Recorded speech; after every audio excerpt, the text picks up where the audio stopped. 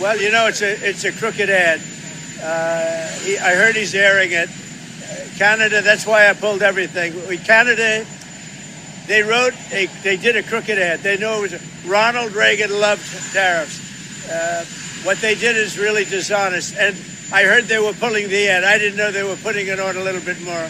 They could have pulled it tonight. They're going to pull it Monday. Well, that's dirty playing. But I can play dirtier than they can. That was Donald Trump lying to the press about the ad that Doug Ford just released in the United States on TV, featuring former President Ronald Reagan speaking about the terrible consequences of a protectionist policy and tariffs in specific. This is exactly what I predicted he would do, would be to simply lie and try and use this to his advantage. This is his play style all the time, and ended off the statement saying, well, I can play dirtier than them. So deny, deflect, escalate. It's what he does all the time. And I did a video about this a couple of days ago where I said I disagreed with Doug Ford's strategy to release this ad, and then said I would come up with what I feel would be a better strategy the next day. And I did that as well. And that strategy is boycott US cars. In my opinion, a much easier and more effective strategy.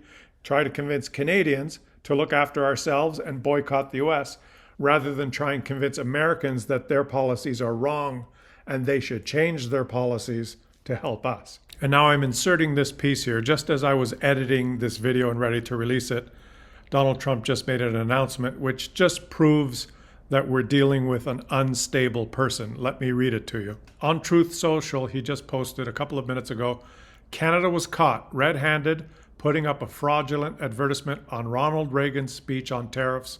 The Reagan Foundation said they created an ad campaign using selective audio and video of President Ronald Reagan. The ad misrepresents the presidential radio address and did not seek nor receive permission to use and edit the remarks. The Ronald Reagan Presidential Foundation and Institute is reviewing its legal options in this manner. The sole purpose of this fraud was Canada's hope that the United States Supreme Court will come to their rescue on tariffs that they have used for years to hurt the United States. Now the United States is able to defend itself against high and overbearing Canadian tariffs and those from the rest of the world as well. Ronald Reagan loved tariffs for purposes of national security and the economy, but Canada said he didn't. Their advertisement was to be taken down immediately, but they let it run last night during the World Series, knowing it was a fraud. Because of their serious misrepresentation of the facts and hostile act, I am increasing the tariff on Canada by 10% over and above what they are paying now. Thank you for your attention in this matter. And so this is what I feared. We're dealing with an unstable person, and this ad just pissed him off and now escalated the situation. I'm inserting this in this video.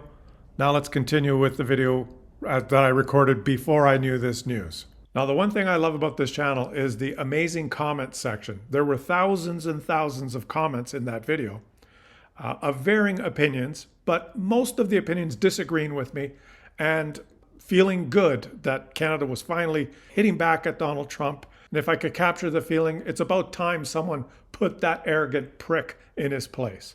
And I share that sentiment. And I wanted to share a couple of those comments because I think some of them really captured the mood of Canadians. And this is why it's really good to engage in dialogue. And I thank all of you so much for leaving your comments. It's amazing the discussions that go on in the comment section. Just well thought out positions, rational discussion. It's great. Let me show you the first comment here. I'll post it on the screen here and read it from my other monitor. This comment, I believe, captured everyone's mood the best, and it was thumbs up over 1,000 times. Comment by My Boy Dallas. I do not believe for 1 second that Trump had any intention of negotiating a deal. I feel this was just another excuse for Trump to walk away. If it wasn't this, it would be something else. If the Blue Jays win the World Series, that would have been the reason. If it started snowing in August, it would have been Canada's fault, and he would walk away. Trump has never had any intention of negotiating anything. That comment really resonated with this community, and I would think with most Canadians. And I think it captured all of our moods. We're absolutely tired of this narcissistic ass's comments, threats, and rhetoric, and we're so tired of it, it's time for us to just hit them back. And that's why I'm happy that I don't have to be the prime minister, and my boy Dallas and the thousands of others that left comments similar to this don't have to be the prime minister. Because it must be so difficult for someone like Mark Carney, who shares this mood, I'm sure, to not just look at Donald Trump and tell him to go fuck himself. But the job of a prime minister is to be a statesman and to deal with these type of people for us. And one of the points I was trying to make in the video, one of the reasons that I still disagree with the strategy of releasing this ad, is that, as my boy Dallas points out here, that Trump didn't have any intention of negotiating a deal. We might all believe that, but the fact is there are negotiations going on now, and both sides have released information that an agreement is close. And I'm not talking about an all-encompassing, detailed, intricate trade deal that will replace the USMCA and become the new standard for trade between our countries. I'm not talking about that. I think that's going to be a very difficult thing to achieve. And in fact, the USMCA CUSMA renegotiation isn't even going to start till next year. And on that topic, I would agree with my boy Dallas here that Trump really doesn't show any intention of negotiating something quickly there. I think we're in for some very tough times next year as Trump uses that renegotiation to just come up with whatever comes to his head. We have no idea. And in fact, next year could be a trade negotiating nightmare for Canada. But what's being negotiated here right now and openly discussed by both sides is a very specific agreement that involves tariffs and the Keystone XL pipeline. The possibility of the United States decreasing tariffs on steel, aluminum, and potentially forest products in exchange for Canada reviving the Keystone XL pipeline. That's a smaller discussion that's going on, and both sides have indicated that there could be an agreement on that shortly. And so I was worried that Doug Ford releasing this ad and antagonizing the orange buffoon and maybe derail the possibility of getting an agreement on that. And if you look at the sectors that are involved in that side agreement, decreasing tariffs on aluminum, that really would affect Quebec. Decreasing tariffs on steel, that would really affect Ontario and Quebec. Decreasing tariffs on forestry products, that would really affect British Columbia. Reviving the Keystone XL pipeline, that's something that would really affect Alberta. I didn't think that putting those at risk was a good thing to do for a provincial premier. But now, of course, BC Forestry and Quebec Aluminum are going to be hit with another 10% tariff on their exports because Donald Trump got mad and escalated because of this ad. But here we are. The video's been released. Donald Trump has reacted like I thought he would, and now these negotiations are off. Another great comment on that video was posted by I Love to Bamom. And let me read that, posted on the screen here. And incidentally, we're seeing scenes from Guillermo's backyard. He snapped these pictures of blue jays in his backyard, and I thought these would be the perfect background for this video. Let me read this comment, and the person that wrote it likes to use exclamation marks. The ad is actually directed towards the US people, not Donald Trump. We all know that no one can deal with Donald Trump, but perhaps we can wake up the US citizens. Most of the population doesn't know how a tariff works. Our only hope is to educate the people. Trump has never had any intentions to negotiate a trade deal. His only intention is to bully and take us over. He is trying to break us, not to build us up. Hey, I read it like he wrote it. You have to have a little bit of fun with this, right? Now, that's a very interesting comment, too, because it brings up a point that I want to make. This ad was directed towards the US people, not Donald Trump. First question I want to ask you is, why is it Canada's responsibility to educate the United States people? What the hell are the Democrats doing? Why aren't the Democrats running ads like this? What is happening in the United States that we are in a position here in Canada that we feel we have to run ads down there to educate the millions of morons that are following this Trump character down there in order to benefit ourselves? What is the opposition doing in the United States? That's a topic for another video. The limp, flaccid response of the Democrats in the United States is very worrisome. And I'm going to do another video on that in the future, on how big a threat Donald Trump is and how I think the Democrats are dropping the ball. But that's the topic for another video. But if this ad was directed towards the US people and not Donald Trump, I want to make a comment on that because That's not the high percentage strategy. And that's why I followed up my first video, which I admit I was very critical of Ford, but I never presented the reasons why. I just said it was a stupid idea. Usually I try and make my videos balanced and give reasons, but I said, well, in the next one, I'm going to give you my opinion, and that is the ban US cars. But why is this, I feel, a very risky strategy? Because it's difficult to inject yourself in another nation's politics and come out of that successful. It can easily backfire. Think of what Doug Ford and we did. It makes us feel good. And I know the ad was great. It was featuring Ronald Reagan, and he spoke about tariffs, the risks of protectionist policies and how bad tariffs are. And I've been saying this on my channel in dozens of videos. If you've watched my channel, you'll know that I agree with this. But I predicted that Donald Trump would just lie and try and use this to his advantage. And there's millions of Americans that are stupid enough, tens of millions, that will believe him. And now you heard in the first clip that he's just saying that Ronald Reagan loved tariffs and that our ad was fake and it was dirty and it was a lie. So getting back to what I was saying, think of what Doug Ford just did. Is he injected himself into U.S. politics, questioning one of their policies of their administration because that policy hurts Canada. I understand that. I agree with it totally.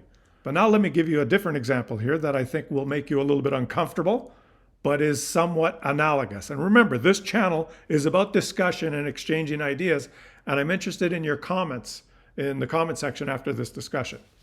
Let's say that there was an issue in Canada that we supported, or that most Canadians supported, that the Americans disagreed with, and I'll give you two of them. The gun lobby in the United States would make a lot more money if Canada had similar gun laws than the United States. The insurance companies and the pharmaceutical companies would make a lot more money in the United States if Canada did not have universal health care. If we had a private health care system that required insurance, pharmaceutical companies and insurance companies would make a hell of a lot more money, and a lot of those companies are based in the US. So how would you feel, for example, if the governor of Texas spent $75 million to produce an ad that would air during the Blue Jay games that we're just watching, who used the words of one of our ex-politicians who was against our universal health care system. And remember, when that system started, when it first began, the NDP was the big proponent of universal health care. There were lots of people that disagreed with that. And I'm sure you could find some clip of either a conservative or even a liberal giving a speech on the pitfalls and how bad an idea this would be. What if there was a commercial that aired here in Canada that featured that and encouraged us to adopt a private healthcare system so that we could help increase the profits of U.S. pharmaceutical companies and insurance companies? How would we react to that? Now, let me stop there because I know it makes you uncomfortable. I know you're probably looking at the screen right now and saying, Klaus, that's ridiculous. We don't want to have the U.S. healthcare system and we don't want their guns here. Yes, I know that. I'm making an analogy to make you think. Just open your mind and think a little bit about how would we react to what I just described. In the United States, the majority of voters voted for Donald Trump. There's still tens of millions of people there that agree with the tariff policy. There's 100 million people in the US that didn't even vote. I think this ad that we ran down there will be very well received by people that already support the Democratic Party and that are going to vote Democrat anyway. I think it has the potential to really piss off a large portion of their population. And that could really backfire for us because Trump can target that anger now, as he's probably going to do. And it might be an unintended consequence for Canada that our attack through their media somehow galvanizes the US citizens in a similar way that Trump's attacks on us has galvanized us. We don't need to be at war with the United States citizens, and we don't need to post ads or try and change the public opinion of United States citizens. That's up to their political parties. And again, I'm pointing at the Democrats. Do your freaking job because you're not doing anything. It's not up to us to expose ourselves and take the heat. It's up to us to determine what our goal is and what actions we need to take to achieve that goal. And if our goal is to protect the auto industry in Ontario, I think that's what Doug Ford is really worried about. auto industry jobs, I think the best action to achieve that goal is to boycott US cars. Boycott purchasing any cars from the United States and make the decision to instead purchase a car that's manufactured in Ontario. I did a video about that and explained in great detail how we hold all the cards and we can crush, destroy the US auto industry if we want to, the same way we destroyed their tourism industry and their wine exports business. I'll leave a link of that in the top right corner if you haven't seen it. Watch that video. But thanks for your posts there. I understand the mood that everyone has, and I have to say I share the same mood. I share the same mood. But although the ad was factual, correct, clever, I don't know that it will achieve what we want it to achieve. If we want it to achieve just pissing off Donald Trump, we achieved that. If we want to achieve changing the opinion of Americans, I don't know if it achieved that. And I don't know that that's the right thing to do. In fact, I think that could be a very risky thing to do. It could be viewed as trying to interfere with their politics. Before the ad came out, Mark Carney announced retaliatory tariffs on 2 US automakers that had announced they're going to move their production out of Ontario into the United States. And incidentally, these American companies that we just announced these retaliatory tariffs on, the pathetic, weak, limp, flaccid leadership that they have, they are calling out Canada now, pushing back on tariffs as Ottawa takes tougher stance, telling us that tariffs aren't a good idea. But when Donald Trump announces tariffs, that will equally put their whole supply chain in jeopardy and increase their costs. They're silent. Silent as tiny little mice, hiding, scared, so scared of upsetting their dictatorial leader. You pathetic companies. And that's why I still maintain, no matter what's going on in the background, no matter whether Mark Carney and Doug Ford are working together, we don't really know what's going on behind closed doors. The one thing I do know when I absorb all the information is that I am 100% behind boycott US cars. That's what we can do as consumers. That's how we can vote with our wallet. We did it in the tourism business. We did it in the wine business. And if these Americans want to push us around and threaten our auto industry in Ontario that employs so many, just stop buying their cars. We are their biggest export market, and without us as customers, they will simply not be profitable. Many of them are not profitable right now, posting losses. Can you imagine what would happen if 20, 30, 40% of Canadians in their next new car purchase decide, I'm not buying a car that's built in the United States. I'm going to buy a model that's built in Ontario. That, regardless of what our politicians are doing, that's what we can do. And I urge you to watch my video from yesterday. I'll post it on the screen here. It was called Canadians Can Crush the US Auto Industry.